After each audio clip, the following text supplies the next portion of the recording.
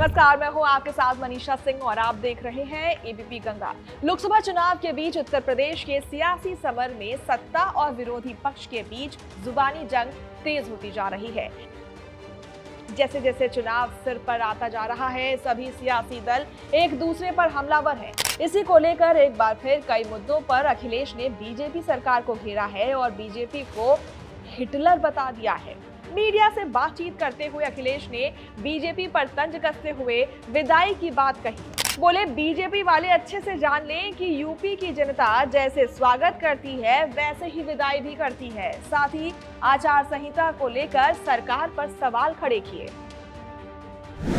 उत्तर प्रदेश की जनता स्वागत भी अच्छा करती है और विदाई भी अच्छा करती है। आचार संहिता तब मैं मानूंगा लागू हो गई जब डीजीपी हट जाएंगे, पुलिस के अधिकारी हट जाएंगे। पहले तो आचार संहिता लगती थी, उसके बाद अक्सर जो अधिकारी बहुत दिनों से जमे रहते थे उनको हटाया जाता था। देखते हैं ये सरकार कितने अधिकारियों को हटाती है। इस दौरान अखिलेश यादव ने गृह मंत्रालय पर भी सवाल उठाए और कहा कि इन्हें समय समय पर राज्यों में चेकिंग करते रहना चाहिए। पता चला देरी के चलते पुलिस वाले रक्षक नहीं भक्षक बन जाए। होम मिनिस्ट्री के ऊपर कोई सवाल पूछा जा रहा था। ये होम मिनिस्ट्री की जिम्मेदारी बनती है कि समय समय पर स्टेट गवर्नमेंट्स को भी चेक करें कि उनके यहाँ क्या हो रहा है। अगर पुलिस ही भक्षक बन जाएगी, जिनसे हमें उम्मीद है कि न्याय मिलेगा, अगर वही अन्याय करेंगे तो आप न्याय के लिए कहां जाएंगे।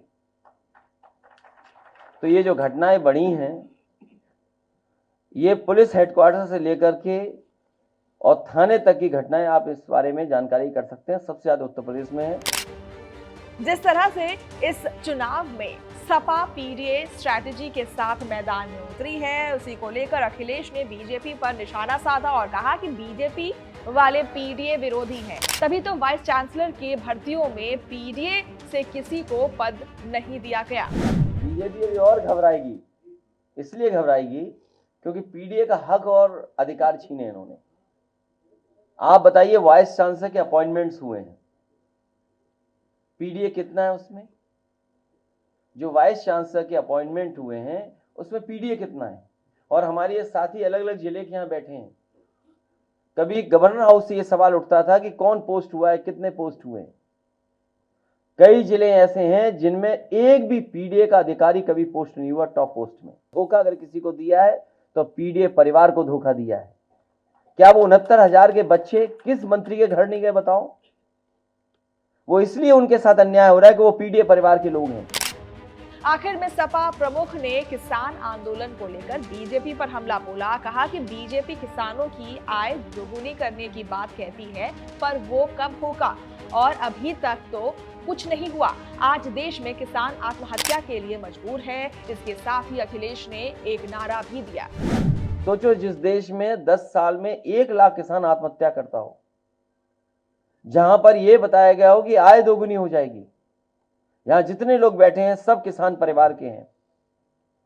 किसान परिवार पूछ रहे हैं कि उनकी आय दोगुनी कब होगी, और किसान के बेटे ये पूछ रहे हैं उन्हें नौकरी रोजगार कब मिलेगी।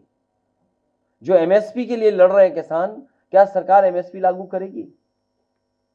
समाजवादी ये भरोसा दिलाती है कि 80 हराओ, एमएसपी लागू करवाओ और उसका कानूनी अधिकार पाओ।